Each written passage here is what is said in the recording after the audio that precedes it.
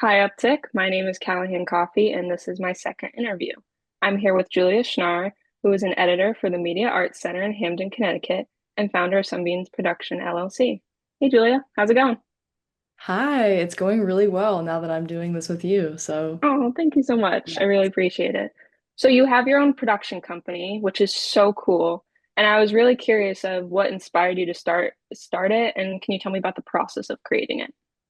Yeah, well, first and foremost, I'm a filmmaker and I direct and produce films independently. And the first time I thought about creating an LLC was from a friend of mine who recommended I try it for the sake of having something that legally protected me under films that I was working on, but also had some sort of structure to what I was trying to do. And I created Sunbeam Productions with my first film, All Is Well, in 2023 and it's been carrying on since then. I do freelance work for people, so I create music videos, I do short films, commercials, and independent stuff, which I'm creating a film right now with my company. That's like an animated live action. Stylized 1980s movie that has a Chinese element and a 1980s retro gaming element. So that's a lot in one piece, but I'm very excited about that. And making films and connecting with people is one thing I love to do. So, yeah, my company is something I use freely to create and also connect other people in the industry. I know there's a lot of potential with me being in Connecticut and having friends in Connecticut looking to create things. I use my company to help other people get where they want to be and meet other people for that purpose as well. So I consider myself a connector in that way.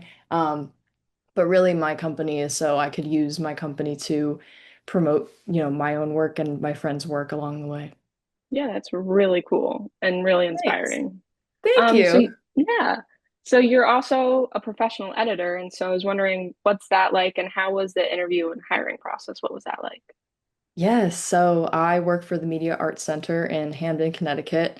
It's a very awesome job. I think my boss, Ted, has taught me a lot about the editing process, and I work from 9 to 5 for different clients, and I create videos for promotion and events, documentary style and narrative. So it's been really cool to see how professional editors work with tons of hard drives, tons of teeny tiny notes here and there from Adobe Premiere software and Adobe After Effects. It's been really educational from that standpoint.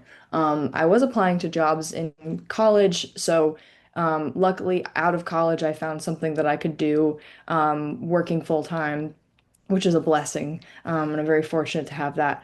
But the interview process was kind of um, regular. I think my boss called me for an interview. I got to tour the space, and he said because I had a lot of experience, I fit the bill. And that was something that I like to hear, Yeah. considering there were other candidates. But Hmm. the interview process was hard because I ended up applying for many positions at this time Hmm. when I got my job. But it ended pretty well for me, I guess. So Yeah. I'm glad it happened the way it happened. Yeah, definitely. And it's so great getting a job right out of college and having that work out for you. Yeah, I'm very fortunate. I also work really hard, so I'm glad that it paid off, I guess, as Yeah, well. definitely. So you have a full-time job, you run a company. How do you juggle that and having time for yourself? Great question. Um, I don't know if this is a thing for other filmmakers, but I was listening to the No Film School podcast, and I tend to always want to know more and learn more and work more.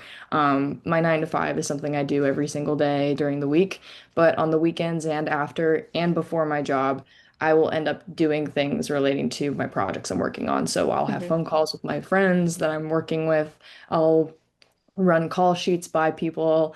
I'll connect my friends together with my directors group that I've been holding on Mondays starting this month. Hmm. Um, but it's a lot of work and I love it. I don't know if I can compare myself to her at all, meaning I don't compare myself to her, but I was listening to Taylor Swift's interviews for Hmm. the first time. Yeah. I'm kind of a Swiftie, though I don't think I call myself that. I've been Yeah. listening to her music and I like her a lot, but her passion for what she does is Hmm. very much infectious, and it's the way I feel about my job, and what I do. I just do it all the time without thinking it's work. I think my Yeah. mom used to tell me, when you work and you love what you do, it doesn't feel like work. Yeah. So, in a way, doing film and writing and creating and crafting all day to me is like having fun and playing, not exactly, doing something I have to do for my job. So, Yeah. That's yeah, such a it's great outlook to fun. have. So it's really great to hear. Yeah, thanks. So I also wanted to know, do you see yourself being an editor for the long term, or are there any other jobs? I know you do. I know you've been a director and a writer, and I know you've done all these sorts of things. So do you see yourself continuing in the editing path, or you like a couple years branch out and be like, I'm going to do this, I'm going to do that? Editing has been a really wonderful job, and I've learned so much from it, and I've done it all my life. So I definitely don't see myself stopping anytime soon Hmm. with that. But my full dream is to direct a feature film someday. I Yeah. love writing and directing, and the ideas for me seem to flow past the post-production phase. Hmm. So my ideal position is probably directing and writing something really important and impactful. And producing. I actually have considered producing quite a bit. I'm producing the short I'm writing, directing right now called Rush Volcana, Hmm. which will be coming out soon. So I'm not Yeah. exactly sure when that promo is going to happen, but we're starting to launch our Indiegogo campaign in early October. But Hmm.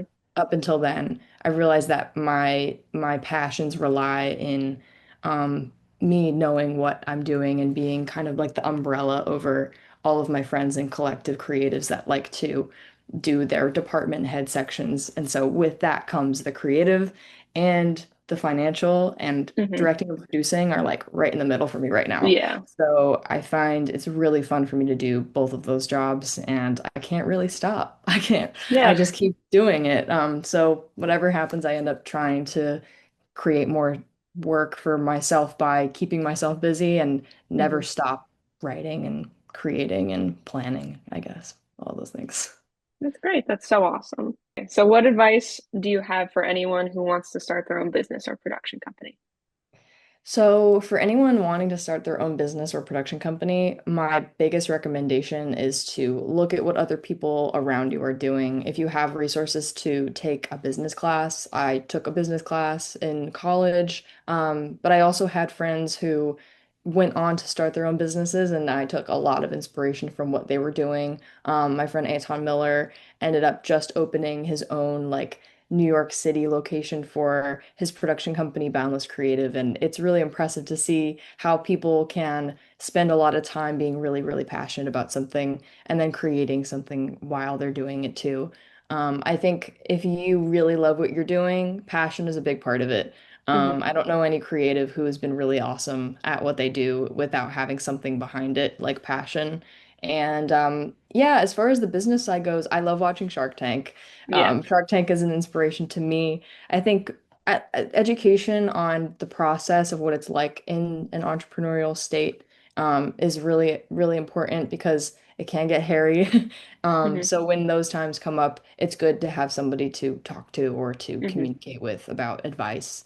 I mean, maybe me, but maybe other people, who have those experiences that are more in depth. But I mean, doing what you love never feels like work. So I think part of that is that's why I started my company, and I'm fully working with another company and my own company at the same time, and it's really fun and really fulfilling. So just do it. Just do it if you're really passionate about it.